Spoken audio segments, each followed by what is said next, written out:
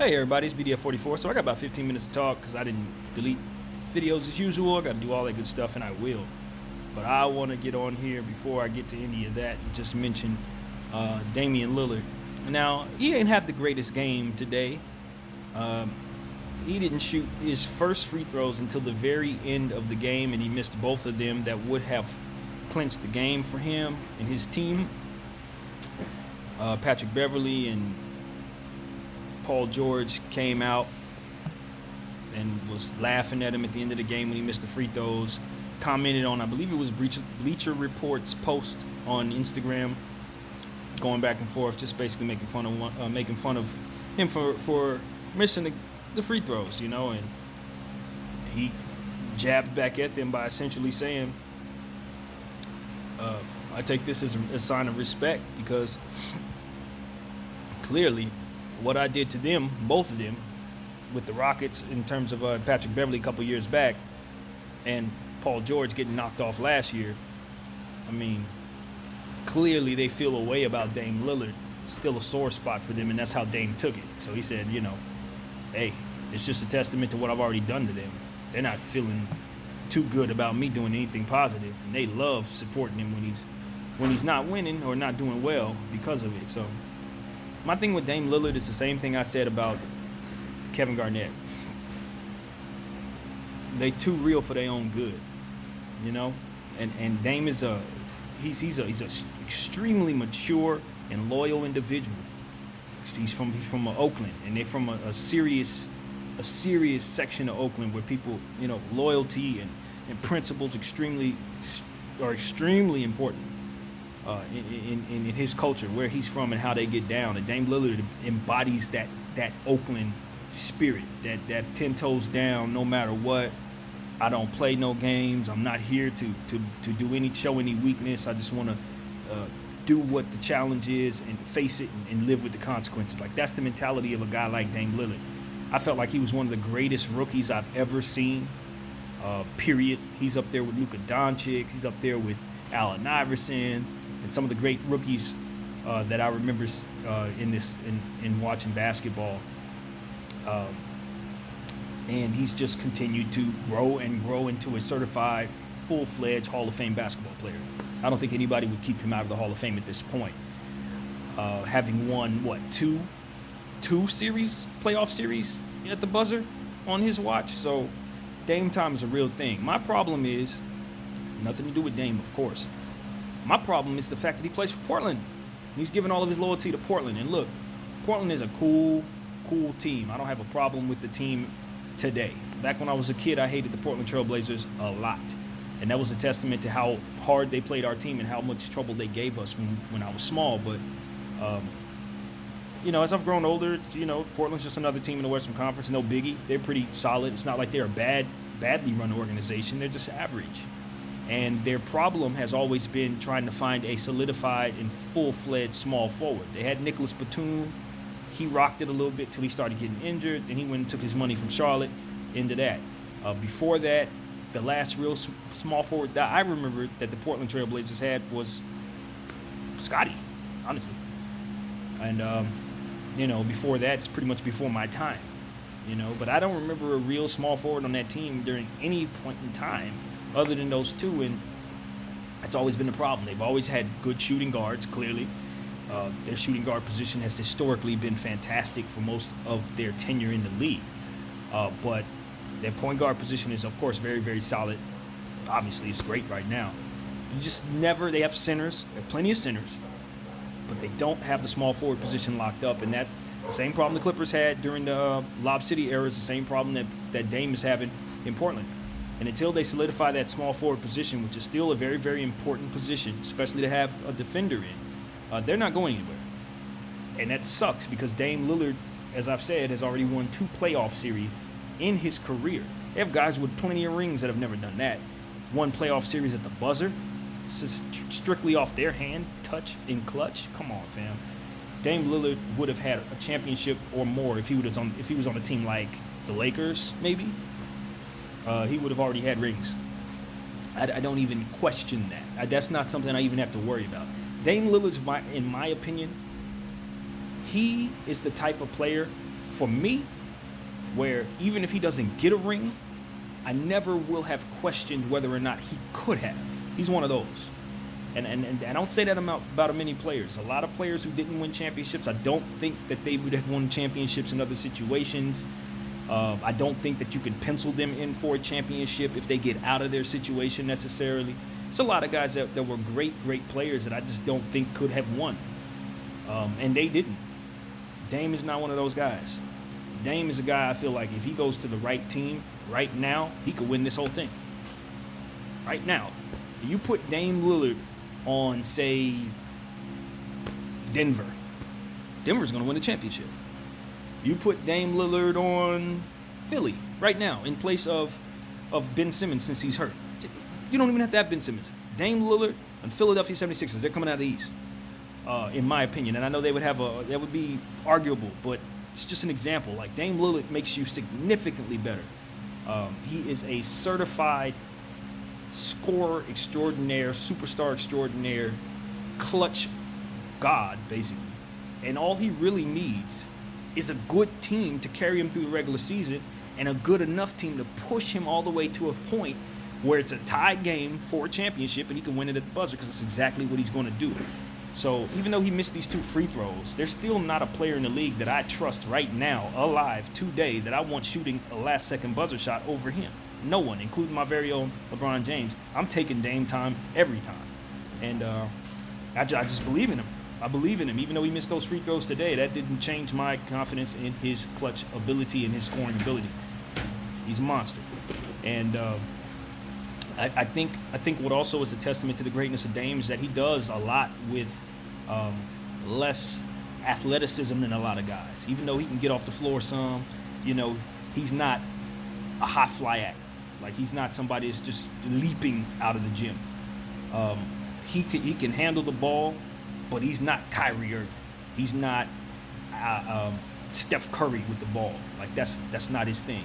He can rebound some, but he's not Westbrook. You know what I mean? Like, what makes Dame so great is the fact that he's not extraordinary and still manages to be great and beat extraordinary players with a lesser team.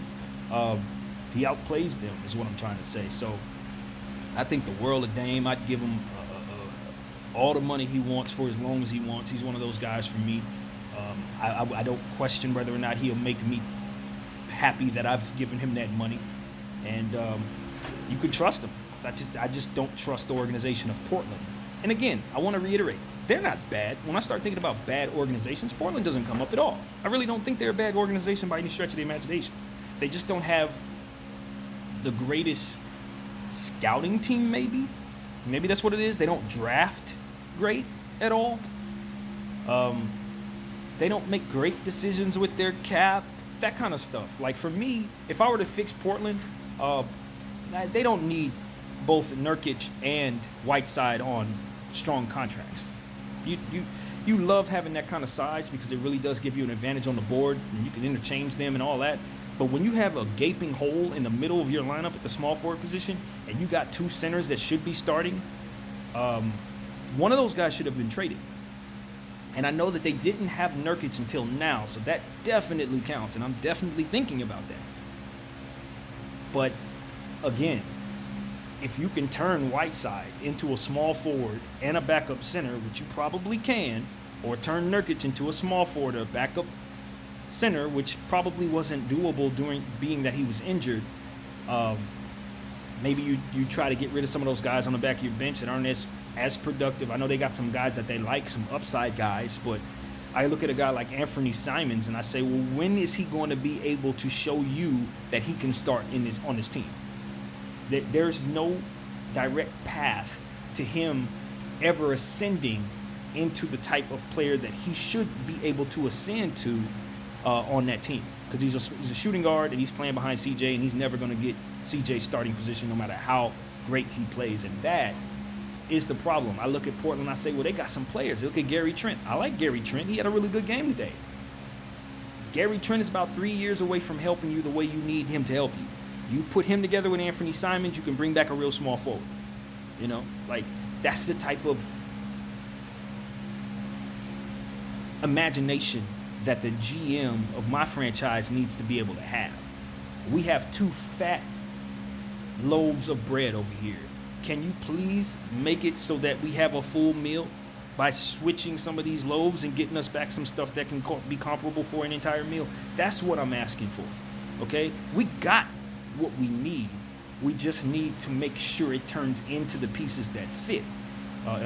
We have what we need in terms of a quantity of goods to share, or to trade rather. You just don't know how to get what it is that you need, and that's ultimately what I see with the problem with a lot of teams. But Portland appears to have that issue. So, Dame, if he were to ever see this video, your loyalty is part of why so many people keep you on high like we do. But for those of us who are a bit older than you, this is the one life you get. Your loyalty is a one-way street when it comes to sports. It's a one-way street in the sense that they'll pay you, and you'll work for them, and you'll have your loyalty. And when you start falling a little bit, you ask a guy like DeMar DeRozan, they will trade you. They won't have the same loyalty toward you that you have toward them, unless you strike it like Mark Cuban and Dirk. You know what I mean? And as much as I love Dame's game, Dirk is a different tier, of course. So we're looking at that's he's not going to get that type of respect, in my opinion, to where they'll let him continue to be the face of the team while he declines. I don't see that. They love him that much, I believe, but I don't think they'll keep him.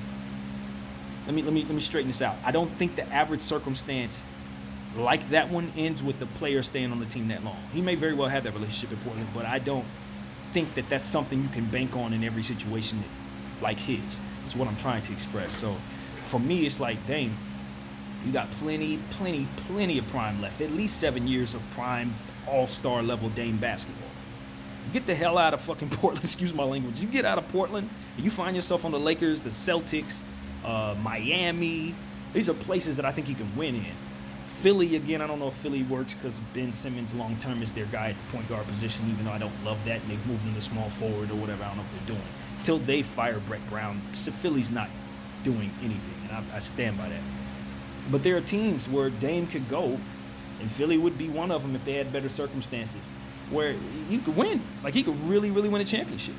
You know, if he were to join Giannis next year, they'd win in 5 championships. Like, that's how real it is for Dame. He just doesn't have that type of talent around him. I love CJ, but CJ is not the type of player that